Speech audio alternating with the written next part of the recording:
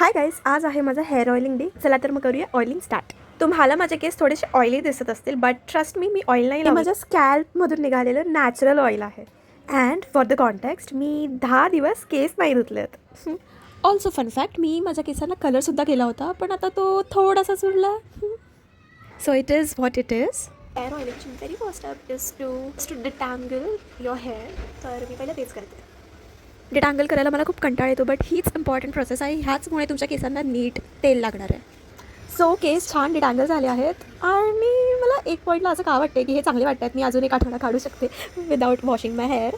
Rosemary shorts लावते. हे कोणते हेअर ग्रोथ सिरमसारखे यूज करतात असं म्हणतात, माहिती नाही. आयुर्वेदिक टाईप वास येतो आहे. सो आता कसं लावू कळत नाही. थोडं डिफिकल्ट वाटतं की डिरेक्ट बॉटल रुपडी नाही करू शकत आणि हातात घेऊन पण कसं. पण तेवढ्यातच मला आठवलं की ह्याच्याबरोबर एक काहीतरी वरचं आहे ज्याने आपण ड्रॉप्सनी टाकू शकतो.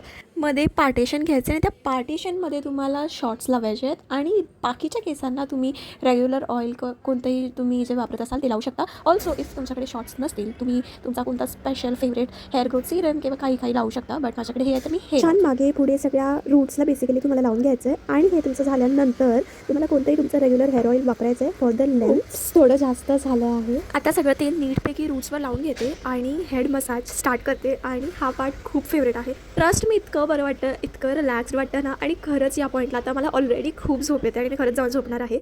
Oiling is done. Now it's time for a nice bread खूप सिक्युअर ऑप्शन वाटतं मला, पण तुम्ही अंबुडासुद्धा बांधू शकता. आणि फटाफट टाय करते आणि that is my cute bread. कशी वाटते नक्की सांगा. आणि तुम्हाला अशाच काही व्हिडिओ हवे असतील तर तेही मला नक्की सांगा. So bye. आणि हे केस मी आज असेच ठेवणार आहे, उद्या वॉश कर. अँड या, दॅट वॉज इट.